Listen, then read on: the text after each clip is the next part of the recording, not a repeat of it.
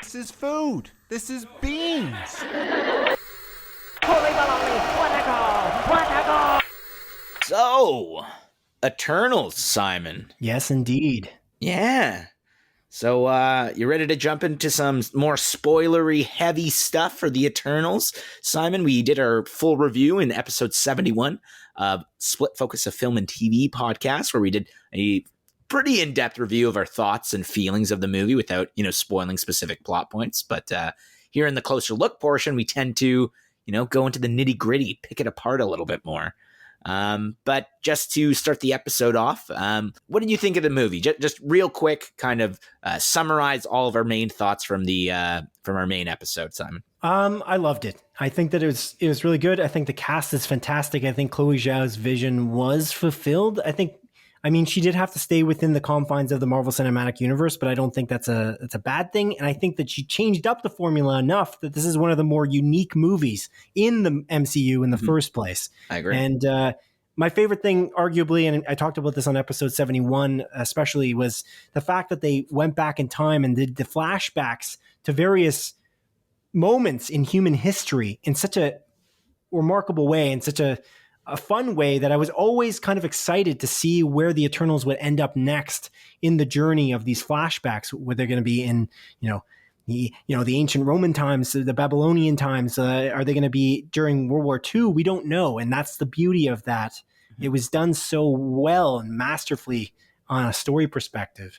And that was my basic gist of my thoughts for it. I just think that the critics were wrong, Adrian. Rotten Tomatoes was wrong in this case. Yeah, man, I agree with pretty much everything you said. I think, this is a very different Marvel movie. It's very unique, and I really like Chloe Zhao's vision. It's very deliberate. It's slower paced. It's not a, all-out comedy like most Marvel movies are, with that witty dialogue consistently going on.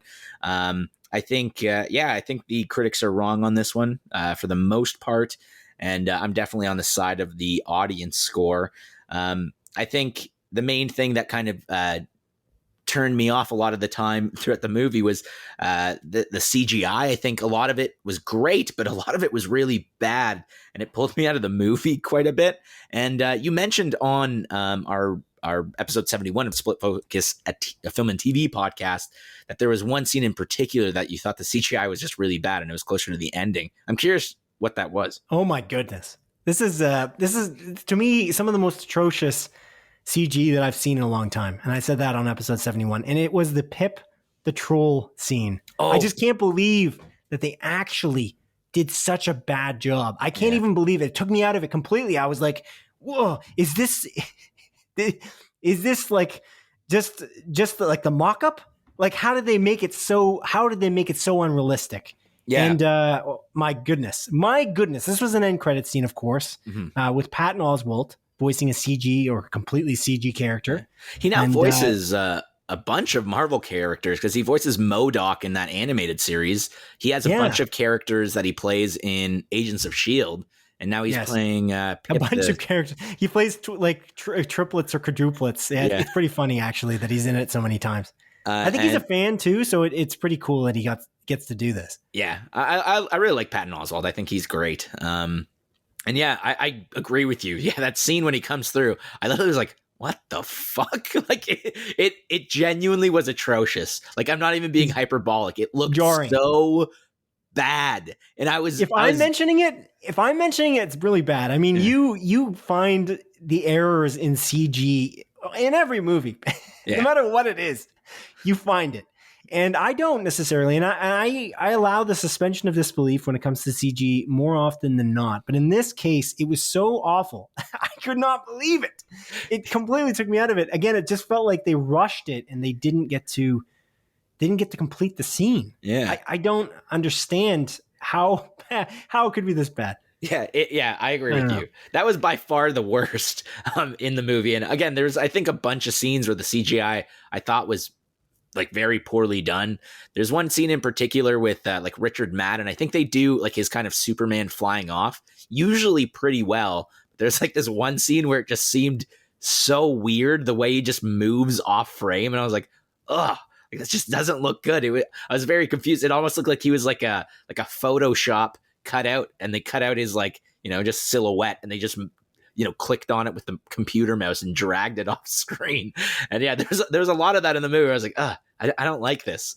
But yeah, that Pip the Troll scene, I was like, this is atrocious. And they introduce, I believe the character's name is Iros. Yeah, Eros. Yeah, who's supposed to be Thanos' brother, which is kind of interesting. Right. Well, Thanos is supposed to be, at least based on the comics, from my understanding, and I didn't really get it before I think I watched this movie. I think I looked it up and I thought I read somewhere that he was an Eternal, but he's actually an Eternal deviant hybrid Thanos. Oh. Yeah. And Eros is an Eternal as well. So that explains their brotherhood, I guess. Yeah. So I'm curious. I don't think that's the route they're going to go in the MCU at the very least. They specifically say, like the Eternals, that like, we can't interfere unless it's like deviants. So if they didn't interfere during Thanos, then we just have to assume that I guess he wasn't a deviant in this MC universe. Who? Thanos. He's a deviant Eternal hybrid, though. Yeah, but like you would. We know Eros is an Eternal, so that should answer the question. You know what I'm saying? He literally he said he's an Eternal. Yeah, in that scene. Yeah. So my guess is that Thanos isn't a deviant at all in the MC universe, because then the Eternals could have. And why does he look like that? I don't know, man. I have no fucking clue. It doesn't make sense because Josh Brolin's Thanos does not look like Harry Styles from One Direction. But that's why he looks like that, because he's a hybrid. That makes perfect sense, doesn't it? You know what I'm saying? That's where I can believe it. I don't know. Maybe they won't do that, but there's got to be an explanation. If they're brothers, why the hell does Harry Styles look like a human being and Thanos looks like I don't know. Yeah. Ball sack or something. Just a fucking scrotum. No, I like how Thanos looks. Me too. I'm joking around, but I thought he looked cool. Yeah. Honestly, when Harry Styles came on screen, the theater, there were a lot of women in my theater, and so many of them were like, "Oh my God." that actually yelled in excitement. I was like, this theater awesome. Was fairly quiet throughout the entire movie, and a lot of people are excited. I mentioned on our main episode how the people behind me are like, well, that was a waste of 2.5 hours of my life or whatever. But yeah, those people, when Harry Styles appeared, they're like, oh my God, I can't believe it. I'm glad I was here for that 1 second scene. Incredible. But I do like Harry Styles. I think he's awesome in Dunkirk, so I'm excited to see what he can do in this universe. Yeah, for sure. Yeah. We should talk actually just about, because we didn't talk too much about this on episode 71. It's just how good these characters were fleshed out and how neat they are. Each of them, I would just say, even just because she's in that scene with Harry Styles, and I imagine she's going to be in the next film. I'm hoping they do a sequel based on the fact that the critics didn't like the movie for some damn reason. And hopefully that doesn't affect the actual money of it all in the end. Based on the audience score, I'm thinking maybe not, and it's looking like it's going to do quite well at the box office. So hopefully we're in good shape. But other than that scene is kind of setting up the future of the MCU in a way, or at least the future of the Eternals. And Angelina Jolie's character is extremely interesting in this. Thena, I agree. He's a very interesting character. I don't know. I think she was handled very well, and again, every one of them seemed like they had their unique own thing going on. And that's something that I feel like is a challenge when you're going into a movie with, first of all, how many characters are 8 characters or something like that? It's crazy. It's insane. And they're characters who have lived for 1,000 years. So they've got a lot going on in terms of their back history. So I really appreciate that. But if we go back to Thena, I really liked how they handled her character and the complexities of who she is. I think she's really fantastic. And I also liked how much of an ensemble this is, considering that Angelina Jolie is arguably the biggest named actor in the movie. I agree. She's not in it to a point where it's I almost didn't even see her as Angelina Jolie. Okay. At all. Yeah, dude. It's shocking. She did such a good job. Yeah, I agree with you 100%. I think she did, amazing. She was arguably the biggest surprise. I think I brought up many episodes ago of our Split Focus, a film and TV podcast, how I was worried about having Angelina Jolie in the movie because she's just such a recognizable face. But right, yeah, I remember that. You just reminded me of that. I didn't think of that. That's a good point. And I was enthralled by her character. I loved Thena as a character, and I think Angelina Jolie's performance is phenomenal. I forgot that it was her. I agree with you. Like, she really just kind of went into the role. And I think every actor did a fairly good job. Salma Hayek's performance as Ajax, I could take it or leave it. I'll be honest with you. Like, that was like the one where I was like, I don't really love her performance too much. And she she was the only outlier in like the cast of, I think there's 10 of them. I think you mentioned 8, but yeah, there's 10 of them. But yeah, I do agree with you. I think Thena is a very complex and interesting character. And yeah, she didn't really take the spotlight in terms of like, she didn't have the most screen time out of the Eternals, even though she is, I would make the argument that she is the biggest actor out of everyone in this movie. Right. Yeah. Yeah. It's such a good, diverse cast in terms of the way they act. Not only like how they look and, you know, their potentially their sexual orientation or the fact that Lauren Ridloff she's deaf and she's signing, and they all know how to sign so seamlessly. And this is something I mentioned on episode 71. It's just a seamless process for the diversity of the cast. Mm-hmm. There isn't like, oh, we're forcing this in. This didn't feel forced in any capacity. This is just, it represents also the history of the human race as well, very well as well, is that there's somebody to kind of represent kind of everyone in the world in terms of humanity, even though these people are not human. They are Eternals, and I don't exactly know what that means. That's one of the interesting things I'm kind of left with thinking about as the film ended. I don't really know what exactly they are. Mm-hmm. I don't know about you, if you found that as well, but I'm not quite sure. They almost played it off like they were robots. Yeah. In a weird way during the scene with Gemma Chan and what is that guy's name? The robot in the sky. Arishem. Yes, Arishem. Celestials in general, we've only seen one before. At least, I think they makeshifted him into a Celestial within the Marvel Cinematic Universe, and it's Ego, played by Kurt Russell in Guardians of the Galaxy 2.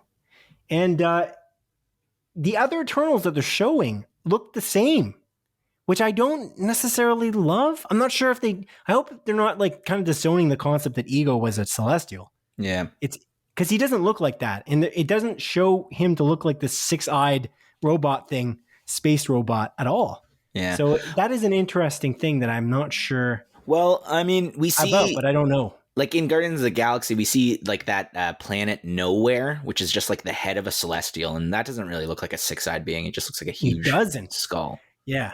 Yeah.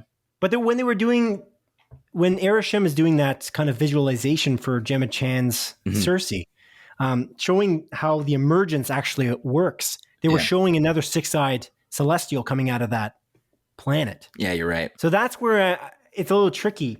But I don't know. We don't know enough about the Celestials at this point. It's funny. I kind of thought I would learn more, but I don't feel like I learned as much as I thought I might. And that's not really knocking it. I'm just more excited now to find out more, because it feels like these things can just crush Earth in like a flick of the finger, you know?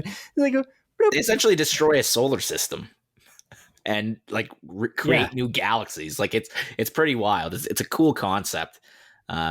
It's incredible. But yeah, that whole plot line, really cool. And I'm very excited to see what happens next with all of these characters. And hopefully they get a second episode, a sequel to do this. I think they will. I loved also the twists and turns within this movie. I didn't see the twist. I don't know, maybe you did.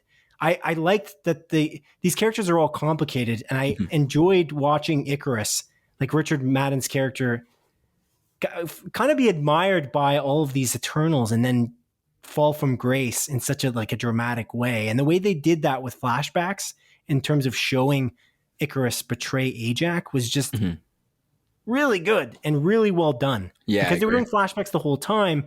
It was just really well executed when they didn't go back 1,000 years or 100 years. They went back 7 days. Yeah. I think it's 6 days before. It was brilliant. Yeah, it definitely was. And yeah, like that, I didn't see that twist coming either. And I found it really interesting, kind of how they developed Salma Hayek's character through these flashbacks. And when it's initially revealed that she's dead, I was like, oh damn, did not see that coming. But that's kind of where one of my initial gripes come from the movie, where there's just, I think they do it 3 times where it's okay, we're going to meet the next Eternal. Let's tell them Ajax is dead.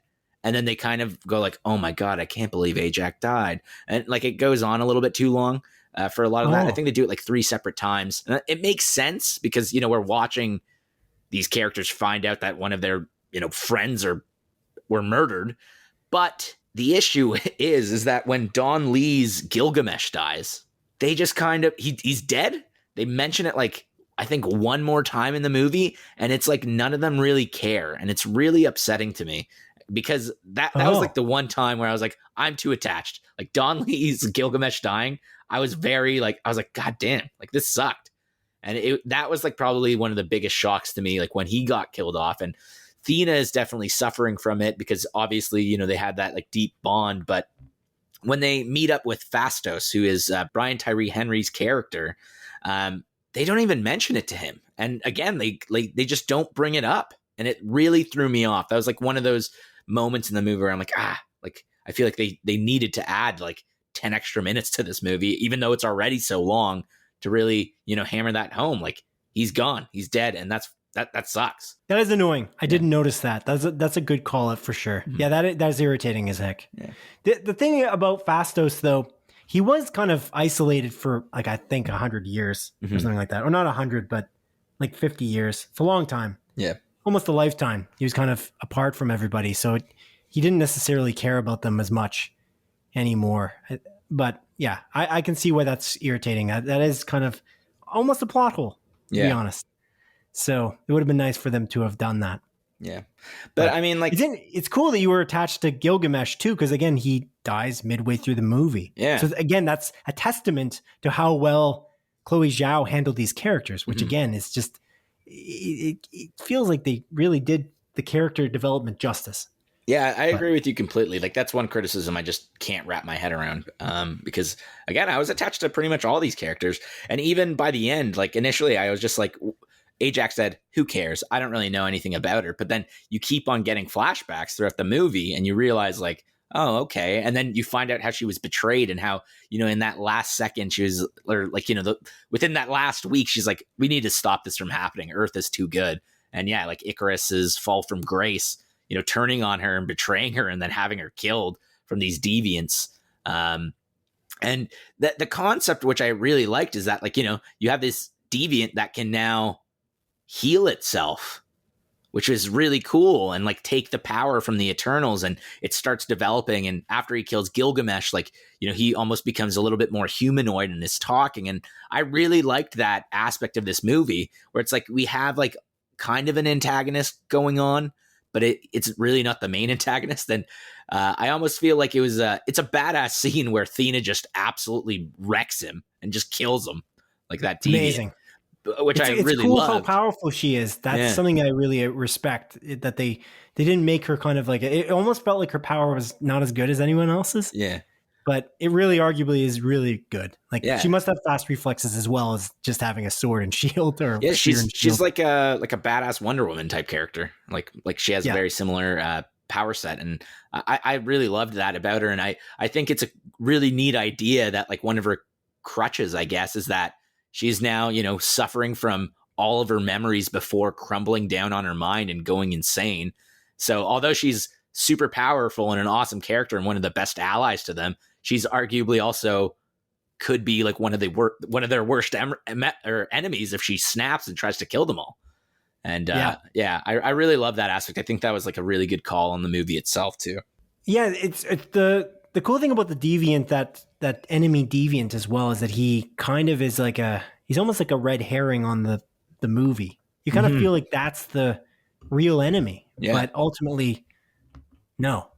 And that is really well done as well. And they even explain how they came back, which I really respect as well. It's not like that was just a thing they forgot about as the movie went on. Yeah. That they did explain why this deviant, well, not necessarily why he became somebody who can evolve, but they explained where these deviants were hiding out this whole time, which is quite interesting that the emergence had caused them to come back. And because the polar ice caps, I guess the emergence is causing started melting, global warming. Yeah, something like that, which is a neat premise, I guess. I don't necessarily like that because I feel like it makes an excuse for humanity who clearly created climate change. But no, it was the deviants, man. It was this celestial, like growing in the core of the universe. You know what movie also does this, and I would say does it better, is the Tomorrow Wars. Oh, geez. I'm kidding. That movie sucked. The cool thing, too, is each of their powers and how they were manifested and how they were shown. Like Richard Madden's powers, he's OP. Yeah, he's and I Superman. really appreciate, he is basically Superman. And I really appreciate that concept. And I also really appreciate the fact that he flew into the sun at the end because his name is Icarus. It's very poetic. I think that is fantastic. Yeah. And yeah, it is really, really cool and well done in that regard. And I liked the idea of making him an enemy. It makes sense that some of them wouldn't believe, some of them would be true believers in terms of who Arishem is and what they're there for and what their mission is. I like that idea that some would be okay with it and some wouldn't be. Yeah, like I think that's a cool idea with Kingo, like played by Kumail Nanjiani. Like he even says, like, no, honestly, like I want this to happen, like, but I would never hurt my family. Like I love you guys too much. It's like I'm not going to do it, but I'm going to let it happen if it happens. I think that was a really neat idea. Yeah, he abstained his vote Mm-hmm. again because it showed the different perspectives of, some of these individuals are on one side or the other, and they didn't. Again, they're not perfect beings. That's again they're flawed, and I think that is really neat. They're kind of like humans, I suppose. Like I guess on the topic of Kingo, I really like we mentioned that this movie's not really like a comedy, but there's like one running joke in the movie which I found absolutely hilarious, and it's that Kingo's I guess like buddy, like his agent. I believe the character's name was Karoon, if I recall correctly. I don't remember his name, but I think it was Karoon. Is he his producer? Yeah, I think like something like that, his agent or producer, and how he's like making a documentary and like they destroy like his camera, and then all of a sudden he has like another camera that he's recording stuff with, and it happens like multiple times in the movie. I was like, this is a really good running joke. I really liked his addition. It added like a good amount of levity in these like tenser moments. And like the scenes where like Camille's like, like cut the camera, like any time it gets a little bit too real, which I really appreciated. I appreciate that Kingo survived. Me too. That's something that I also very much appreciate because I thought he might be gone. I thought he might be a goner at multiple points because they're not afraid. Chloe Zhao wasn't afraid to kill some of these characters off, but he is kind of necessary because he's the Marvel Cinematic Universe's comedy tone, which they kind of didn't have in other characters. So, well, yeah, like honestly, no one else was really funny. There is like one scene in particular, which Brian Tyree Henry's pretty funny. That's fast. Yeah, fair point. Yeah, fair point. That's a good point. But he's not in it for a lot of the movie, too. But yeah, he does add a couple moments of hilarity. But the one scene in particular that I literally just geeked out on, really, like it's close to the end of the movie. It's where Sprite, who is played by Leah Mchugh, she's having like a monologue with Gemma Chan's like Cersei after she like stabs her, just being like, we need to let this happen, blah, blah, blah, blah. And then all of a sudden like Druig shows up, played by Barry Keoghan, and just bashes Sprite on the head with a brick or something. And I was like honestly, that was probably one of my favorite parts of the movie because it was just so out of the blue. It's like, all right, let's go. Like just so nonchalantly just bashes her in the back of the head like this child, even though it's not actually a child. I really liked that, and honestly I think Druig was probably my favorite character in the movie. I think his powers are the most interesting. He's the first one that really just kind of goes off and says like, I think it's like during like, I don't know, like a Roman war or whatever. And he's like, I can stop all this killing if I wanted to. I can make peace. Like there's no reason we should let this happen. And he seems to have like the I guess the moral high ground over everyone else. And he kind of just walks away. And I think he's the first Eternal to really split up from everyone. And I really liked his character and the idea that, he's just living in this like remote little forest village, just like having these people do their thing. And I don't know. I really liked his character and his performance. I've seen that guy in quite a few things now, and every time he's on screen, I think he does an awesome job. And initially, when he's talking, like his accent, I was like, "Oh God, I can barely hear what he's saying." But you get used to it as the movie progresses. Leah Mchugh, I just want to point out Sprite. Mm-hmm. I just think that her performance is pretty awesome. Yeah. She's pretty young. And like the fact that she has to portray this kind of maturity, because she's basically lived 1,000 years as a small child. Mhm. And like then they cast a kid, like a teenager, to play the role. And she obviously doesn't have that kind of maturity as well. She might, I suppose, but it's kind of impossible. It's unlikely. as a regular human actor. So I just think that the way she acted and everything that she did is amazing. She was born in 2005. Whoa. 2000 and? I kind of thought that maybe what happened was she was like a 20-year-old who looked young. Yeah. But that's not the case. And the reason I thought that is because of how well she does in this role as this mature adult in a child's body. Yeah. And I'm very impressed with that. I can't even believe that. I just looked that up now. Yeah. So I didn't realize that. But again, every one of these cast members, it just feels like they're very well developed. They all did a great job. And yeah, with Leah McHugh's Sprite in particular, that was the one character I was like, oh, she's gonna die, because like, how are you gonna maintain this, like her looking this young throughout all these movies? And then they do this kind of, one of the things I really hated about this ending, in particular, is there's two tropes like one trope in particular that I just drives me insane. And it's like, if we put all our power together in some weird way, we can beat this celestial being or whatever. Like, we can beat the big bad. And, they call it like a unimind. It's incredibly corny. And at least they put, like, they even say that, God, that's a bad name, because it is. But like, I hate that as an aspect of the movie, where it's like, oh, the way they won is by, molding their mind together to defeat the enemy. And I didn't like that at all. And then also, I didn't like how Gemma Chan is like, I still have just enough energy to make you age. And I was like, what? No, to make you human. Oh, to make you human.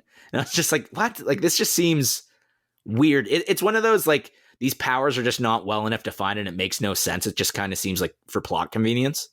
Yeah, but her power is, you know what her power is. She can turn anything into anything else. Yeah. She's a creator. Yeah, which is unbelievable. Yeah, I guess that makes sense. So she can turn somebody into a human, is what happened. Like a Pinocchio.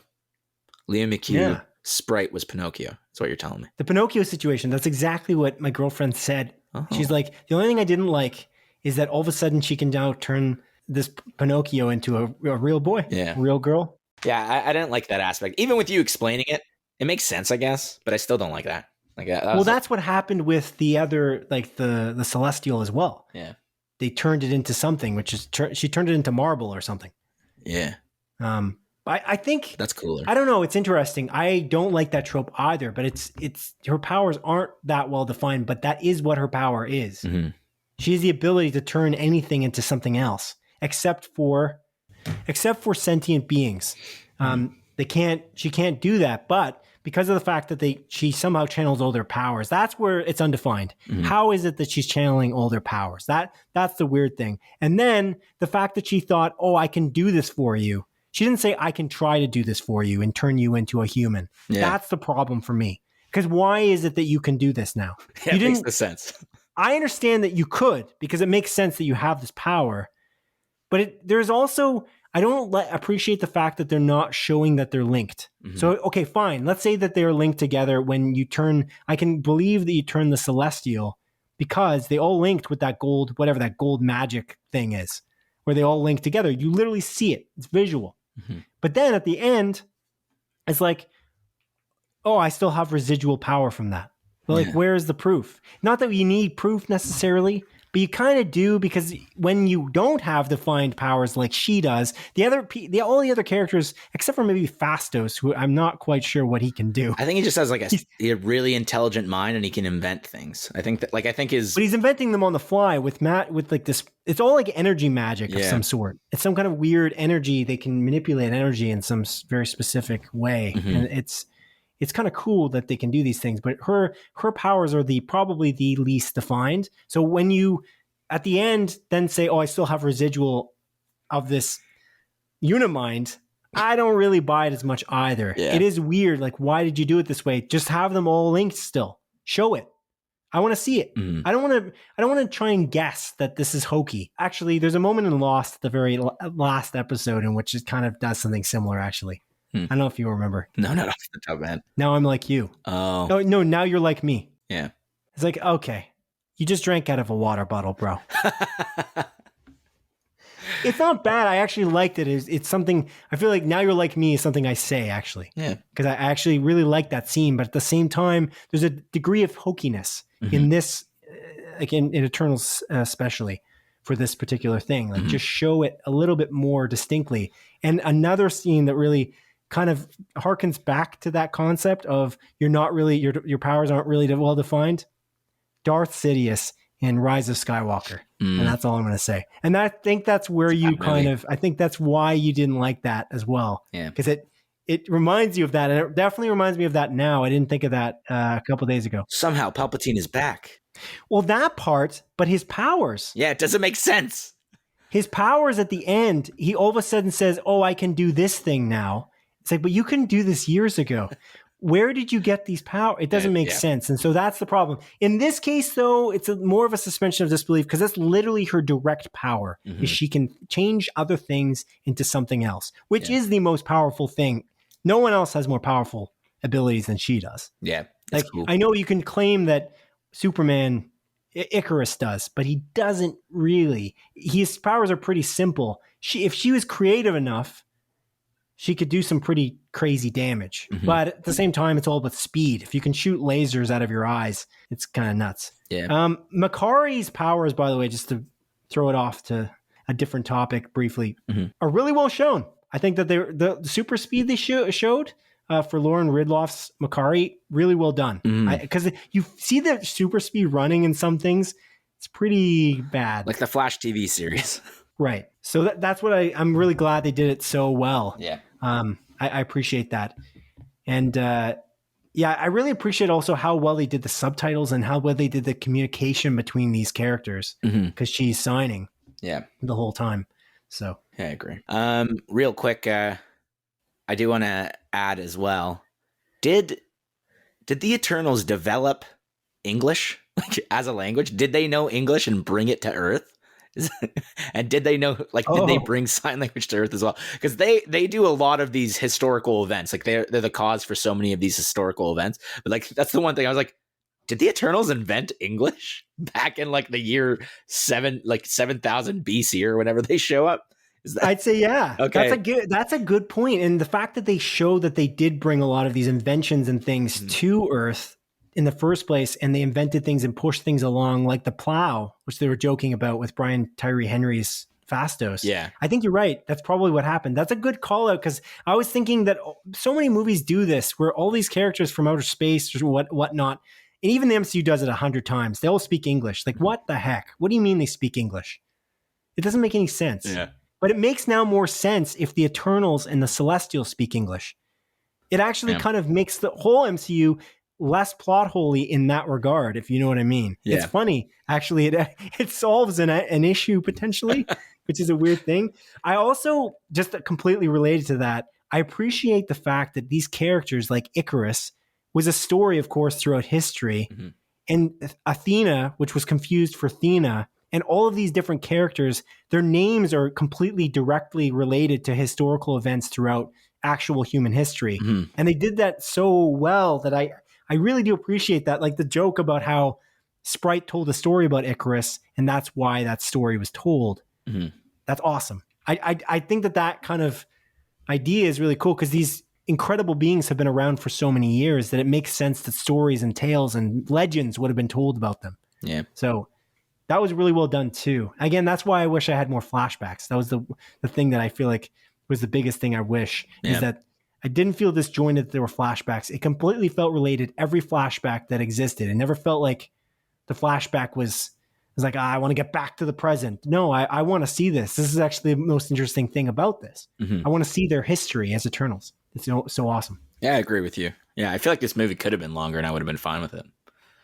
I know, but it's 2.5 hours. I'm sure critics would not agree with you on that for sure. Yeah, fair enough. But I guess the one final thing I want to bring up is that in that final after credits scene. Good, yeah. I was just about to go there. They have the first, not I guess visual appearance, but the first appearance of Mahershala Ali as Blade. You hear his voice. You're assuming that's an assumption, but No, probably. I'm not assuming because Chloe Zhao has confirmed it now. Oh, really? Where did she confirm that? Yeah.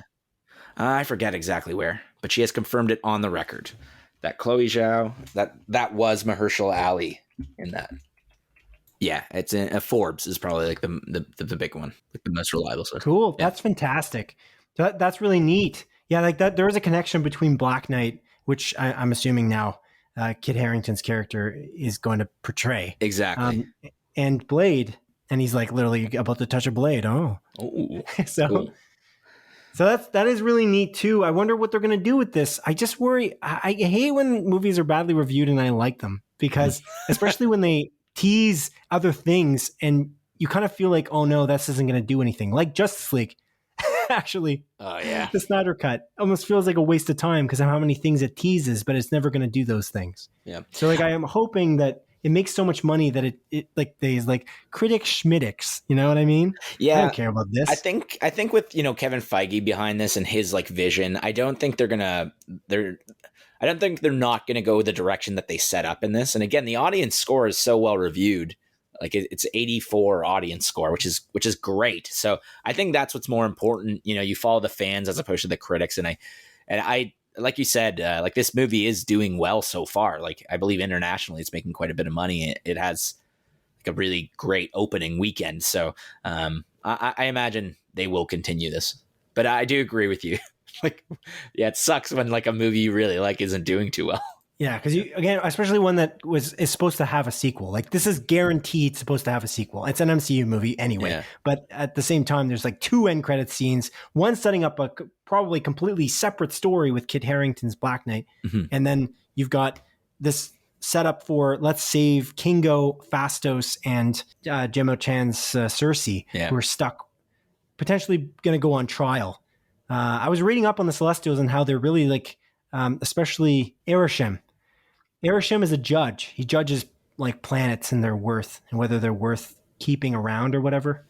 So he says that at that, not the end credit scene, but it should have been an end credit scene moment where he's basically saying that he needs to judge whether Earth is worth keeping around, which I find interesting because apparently a lot of the Celestials he works with, that's what they do. They go to planets and they kind of like judge various aspects of what the planet's worth is, which could be neat if they do that. And then obviously the rest of the Eternals have to break them out of a potential prison or whatnot, or go on trial for them. Or Heist movie.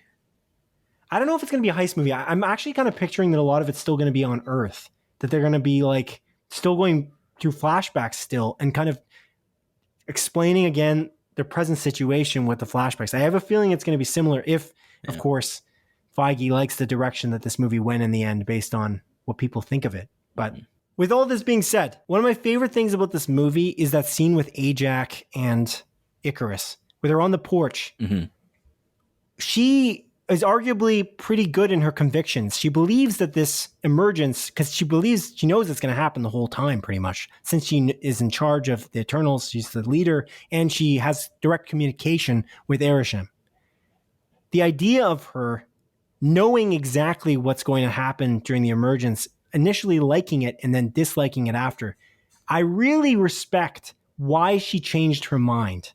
Because you would wonder why, at this point, would you not have, why wouldn't you have stopped the emergence years ago? Why wouldn't you have been planning and plotting to fix this problem for like the last 100 years? And it's because of Thanos and the fact that Earth saved literally half the universe, not just the planet Earth. They saved the universe. The people of Earth did.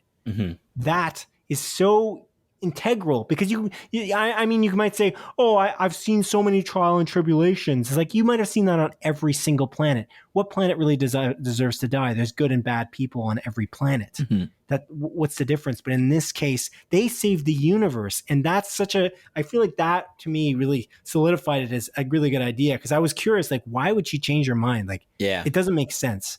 I really respect that. And the rest of the characters, they really attach themselves to humans. And I feel like that was something that made them sway from one side to the other. But Ajax was chosen by Arishem for a reason. So you have to imagine that she wasn't easily swayed, but the snap and the snap back is the reason. And I thought that was brilliant. And that's one of my favorite things in the entire movie, honestly. Yeah, that's a good call out. That's a really good one.